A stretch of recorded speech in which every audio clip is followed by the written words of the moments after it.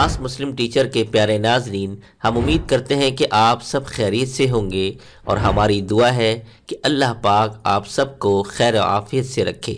मुहतरम नाजरीन और सामीन, आजकल एक रस्म मेहर और दूध माफ करवाने की चल निकली है। अब इस रस्म के बारे में इस्लाम क्या कहता है और किस हद तक ये रस्म जायज़ है या नाजायज़, ये अक्सर लोगों को पता ही नहीं होता और यूं जाने अनजाने में किसी का हक मार बैठते हैं। लिहाजा ज़रूरत इस बात की महसूस हुई कि इस हवाले से शरई नुक्ता नज़र पेश करके अवाम की ये उलझन दूर की जा सके। तो सबसे पहले बात करते हैं दूध माफ करवाने वाले रस्म की। दूध माफ कराना या मेहर माफ कराना हमारे यहाँ हिंदुस्तानी मुआशरे में आम सी बात है। जहाँ तक दूध माफ कराने की बात है तो ये एक माँ की जिम्मेदारी होती है, फिर उसे माफ करना ना करना कैसा, और फिर ये गुमान करना कि अगर माँ ने दूध माफ ना किया तो क़यामत के दिन बख्शिश नहीं होगी, इसकी कोई हकीकत नहीं। हाँ, अगर उससे मुराद माँ की नाराजगी है तो इसमें फिर कोई शक नहीं कि अगर ये किसी जायज़ वजह से है तो दुनिया और आखिरत के लिए खसारे की चीज़ होगी। इस वजह से यहाँ पर सिर्फ मेहर माफ कराने के बारे में आज हम गुफ्तगू करेंगे।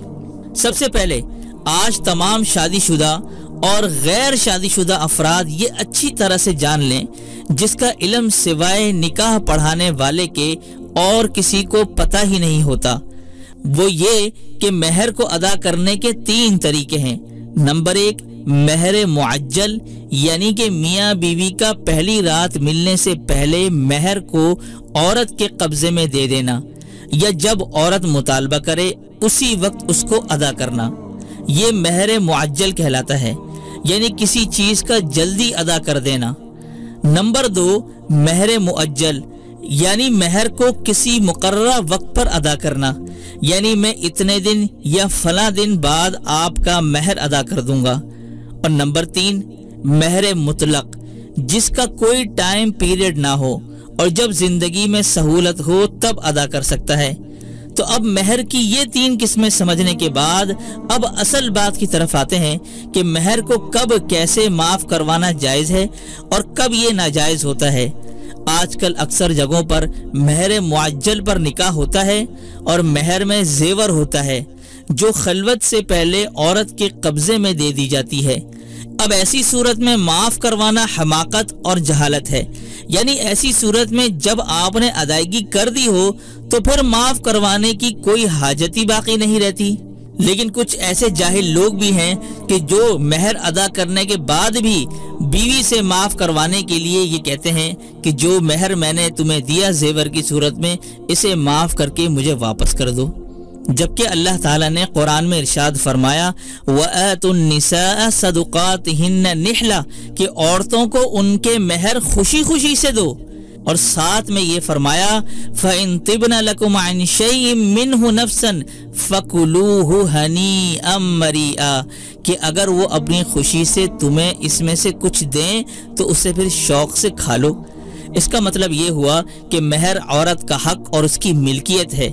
जिस तरह मेहर की शक्ल में मिली हुई रकम या चीज को वो किसी दूसरे आदमी को देने का इख्तियार रखती है, इसी तरह उसे ये भी इख्तियार है कि वो उस रकम को शौहर को दे दे या फिर रकम लेने से पहले उसका कुछ हिस्सा या पूरा हिस्सा माफ कर दे। इस आयत करीमा में औरतों के जानिब से मेहर की रकम माफ करने पर उससे फायदा उठाने की बात कही गई है, मगर ये उस सूरत में है कि जब औरत अपनी खुशी से मेहर माफ करे, इस पर किसी किस्म का दबाव ना हो। आजकल मेहर की माफी का रवाज कुछ इस किस्म का है कि आदमी शादी की दीगर गैर जरूरी चीजों पर लाखों खर्च कर देता है, इसलिए कि लोग देखें और वाह वाह कहें, मगर मेहर देने की जब बात आती है तो मेहर देने के बजाय पहले ही रात बीवी के सामने घुटने टेक देता है कि वो मेहर माफ कर दे।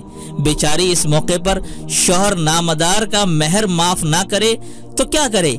ये तो एक किस्म का दबाव हो गया जो कि बिल्कुल नाजायज है। दबाव की सिर्फ यही एक शक्ल नहीं है कि कोई शख्स मारे या धमकी के जरिए किसी को ऐसे काम पर मजबूर करे कि जो वो ना करना चाहता हो। दबाव की एक शक्ल जो कि हमारे मुआशरे में आम है, ये भी है कि किसी शख्स से किसी बात को ऐसे मौके पर कहा जाए कि वो इनकार न कर सके। यहाँ इसी किस्म का इकराह यानी दबाव पाया जाता है। अब महर देने के बावजूद भी महर की माफ़ी की दरख्वास्त जो होती है, ये बात कुछ अजीब सी लगती है कि जब निकाह के वक्त ही जेवर या किसी और रकम पर महर की रकम तय कर दी गई हो और उसको अदा भी कर दिया गया हो, तो फिर माफ़ कराने का क्या मतलब। मगर शुमाली हिंद और बाज़ दूसरे इलाकों में महर दे दिया गया हो या ना दिया गया हो, महर माफ़ी की रस्म ज़रूर अदा की जाती है। शौहर मोहतरम महर अदा करने के बावजूद बीवी से दरख्वास्त करते हैं कि महर माफ़ फरमा दें। महर की माफ़ी की पहली सूरत तो समझ में आने वाली थी, मगर इस माफ़ी की रस्म को जहालत और लाइल्मी के अलावा और क्या नाम देंगे। देखें, अल्लाह ताला ने यूं इरशाद फरमाया है कि जो नफ्स की खुशी से छोड़ दे उसको खा लो। इससे मालूम हुआ कि ऊपर के दिल से रस्मी तौर पर माफ कर देने से हलाल नहीं होगा। अगर उनके नफ्स की खुशी मालूम करना हो तो उसका तरीक़ेकार ये है कि पहले पूरा महर उसके हाथ में दे दो और खूब साफ वाज़े अल्फाज में बता दो कि तेरा माल है, जो चाहे कर, तुझे पूरा इख्तियार है। फिर भी वो अपनी खुशी से दे दे तो कबूल कर लो। ऊपर की झूठी माफी को हीला बनाकर उनका माल न दबाओ। बदकिस्मती से हमारे मुआशरे में आजकल हालत ये है कि निकाह के वक्त ही काजी साहब दरियाफ्त करते हैं कि महर मुअज्जल इसी वक्त या महर मुअज्जल उधार में से कौन सा महर देना है। टेबल कुर्सी पर लाखों खर्च करने के बाद महर मुअज्जल यानी उधार बांध देते हैं। नतीजा ये होता है कि बाज़ दफ़ा उनमें से किसी एक का इंतकाल हो जाता है और महर अदा नहीं होता। बाज़ जगह तो बेहिसी का आलम यह है कि साथ में रहते हुए पूरी जिंदगी गुजार देते हैं, मगर महर की रकम उधार ही रहती है। ये शरी हुक्म का मजाक नहीं तो और क्या है। इसमें कोई शक नहीं कि नबवी दौर में भी एक दो ऐसे वाक़यात सामने आए हैं कि महर उसी वक्त अदा ना करके बाद में अदा किया गया, मगर ऐसा कम ही हुआ, ये किसी मजबूरी के तहत हुआ। इससे इस कदर तो मालूम हो सकता है कि महर को उधार किया जा सकता है, मगर इसको आदत बना लेना और लड़की वालों का फौरी तौर पर महर के मुतालबे के बजाय ज़्यादा से ज़्यादा रकम पर महर बांधने पर इसरार करना, और वो भी ये सोचकर कि ये महर की रकम अगर कभी तलाक की नौबत आई तो शौहर को देना होगा, ये गैर मुनासिब है। यानी महर की रकम निकाह के बजाय तलाक के वक्त अदा की जाती है। अल्लाह ताला हमें शरीयत के मामलों पर लापरवाही से बचाए। आमीन सुम्मा आमीन। उम्मीद करते हैं नाज़रीन, ये महर और दूध माफ़ करवाने के हवाले से आपको आज की ये मुफीद मालूमात पसंद आई होंगी।